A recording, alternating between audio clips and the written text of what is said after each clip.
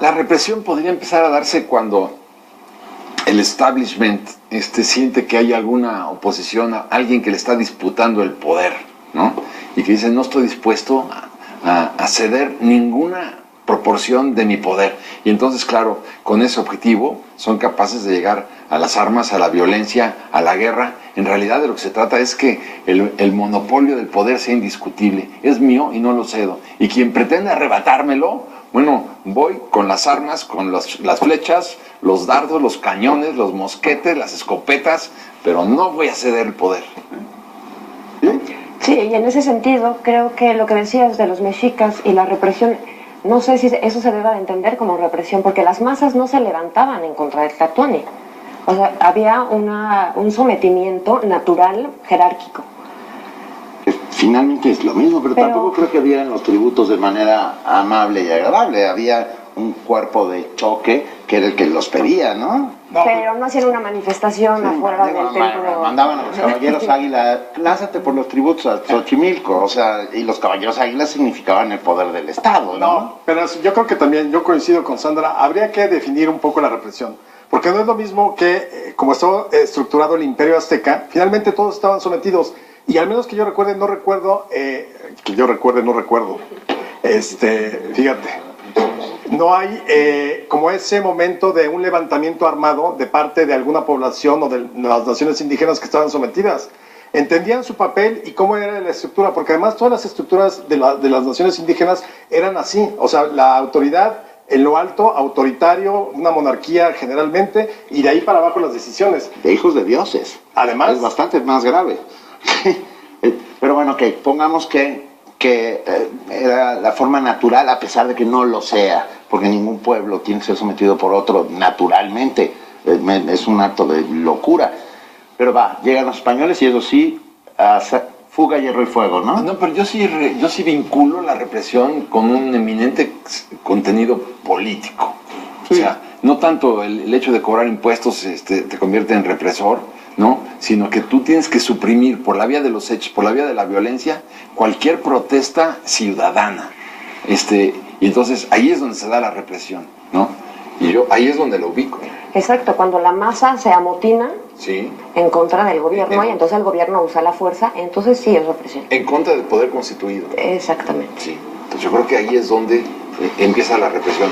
Y la represión, bueno, pues sí, por ejemplo, todos los movimientos indígenas que se dan durante el virreinato, que son... Yanga. Tantos, ¿no? O sea, hay un montón. Y todos son aniquilados por la vía de por la violencia. ¿No? Bueno, acuérdense en 1692 cuando por un motín de hambre termina incendiado el palacio virreinal. Sí. Y terminó habiendo una represión contra la multitud y hubo colgados.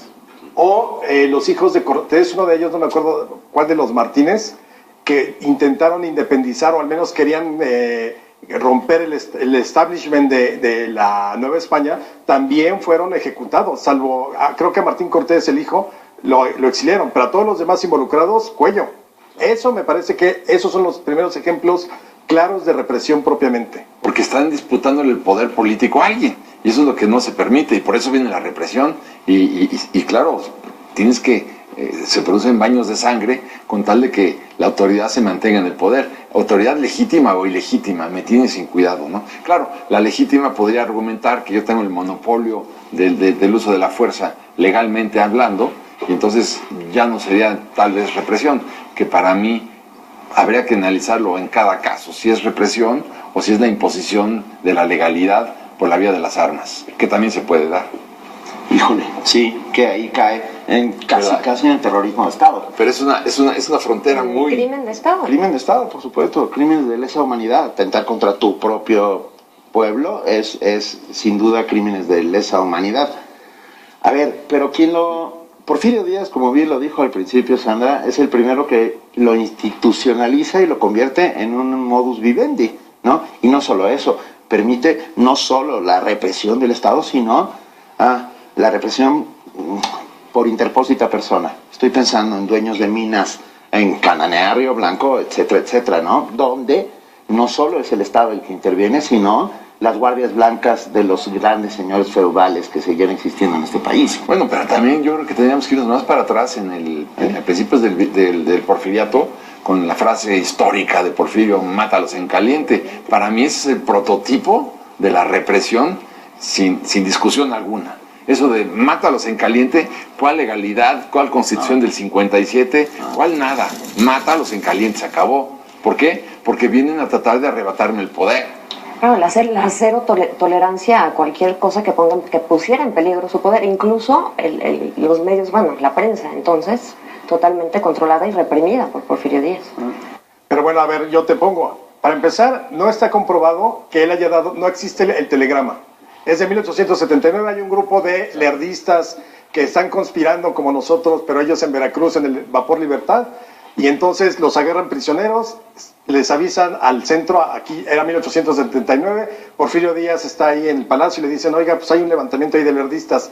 Nadie ha podido enseñar el telegrama. Pero yo hago una pregunta. Ahora, espérate.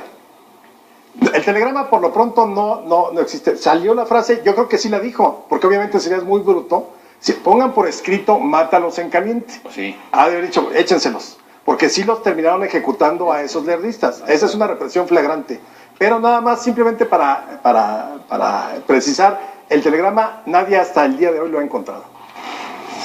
Pero el hecho real es que sí los mataron a todos. Exactamente. O sea, no necesita existir el telegrama para saber que los mataban en caliente. Esa era mi pregunta. Al final, ¿qué fue lo que pasó? Pues los mataron, pues, ¿no?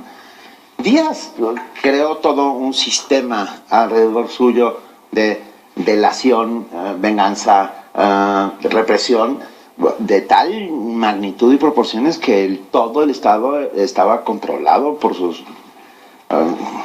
arranques, vamos, de alguna otra manera, ¿no? Bueno, pero yo te diría que antes que eso, si nos remontamos al Estado teocrático virreinal, ¿no? Durante los años de la Inquisición, bueno, si hubo represión, fue una represión verdaderamente cruel, sanguinaria, espantosa, que mutiló a México y a todos los países de habla hispana prácticamente de manera irreversible. Donde hubo Inquisición, bueno, hay que ver los países que padecieron el flagelo de la Inquisición y los países que no padecieron la Inquisición. Veamos Nueva Zelanda, veamos Australia, veamos Canadá, veamos Estados Unidos, donde no hubo Inquisición, y veamos México, Guatemala, Nicaragua, Ecuador, Colombia, Venezuela. Donde hubo Inquisición hay que ver lo que sucedió. O sea, el problema nuestro no es nada más nuestro, sino es hemisférico en las colonias españolas. O sea, fue una institución. La Inquisición fue, a ver si les parece, fue la institución favorita del diablo, creada evidentemente por el clero católico. Pero el diablo no existe. No, pero el clero sí. Pero el clero sí. E inventó al diablo. Inventó al diablo, claro. Sí. Lo inventó. Eso es lo más perverso que puede haber. Exactamente. Para causar terror. A ver, ¿quién inventó al diablo? El clero. ¿El clero? Sí. Yo te voy a decir una cosa, yo creo que... A ver, San Alejandro. La Inquisición... Fray Alejandro. La Inquisición no ensangrentó a la Nueva España. Yo creo que quienes lo ensangrentaron fueron los conquistadores, los encomenderos, los caciques, pero la Inquisición realmente fue muy poco cruenta aquí. Sí, limitó todas las libertades, la libertad de expresión, la libertad del conocimiento, la libertad pues, obviamente de religión, pero estás hablando de un momento en que toda la religión era, o más bien todo giraba alrededor de la religión católica. Por eso yo no los incluiría en represión. Yo sí, ¿sabes por qué? Porque la Inquisición no. Yo sí. A ver, 43 muertos. Pero no es un problema de muertos, sino de cómo ejerces el poder a través del Estado para reprimir. Y lo ejerces así, metiendo miedo. Si te hubieras metido, como yo me metí, en los sótanos de la Santa Inquisición en el siglo XVII, yo estuve en varios sótanos, bueno, verías nada más lo que sucedió ahí. Es que sigue sucediendo hoy en día. Y ahora todas las muertes que hay en este país se le achacan al narco. Y hay un montón de ellas. O sea, y la tortura sigue siendo un método de represión hoy en día. Hoy en día. Ya no lo hace la Santa Inquisición, pero hay una represión. Claro, yo lo vería más, por ejemplo, en función del gobierno. Por ejemplo, cuando expulsan a los jesuitas, que hubo ahí sí motines populares, porque finalmente les estabas quitando pues, la institución, que en este caso son los jesuitas, que están a cargo de la educación y de los principales colegios. Pero, y entonces hubo motines y fueron reprimidos a sangre y fuego por el ejército o por las fuerzas del orden del gobierno virreinal, no de la Inquisición. Sí entiendo que evidentemente tendríamos que rechazar cualquier tipo de tortura, pero estaríamos entrando a otro tipo. No era una represión en contra de grupos sociales, era la represión en contra de ciertos individuos a los que la Iglesia pensaba que podían ser perniciosos por los delitos de la fe. Habría que pensar nada más que te tomaran en tu casa un libro del enciclopedismo o de la ilustración, ibas a dar a los sótanos de la Inquisición a un sistema de torturas espantoso. Había un pánico espantoso, bueno, pero bueno, sigamos. Si quieres, Fray Alejandro. Justo lo pensé, pero no lo quise decir.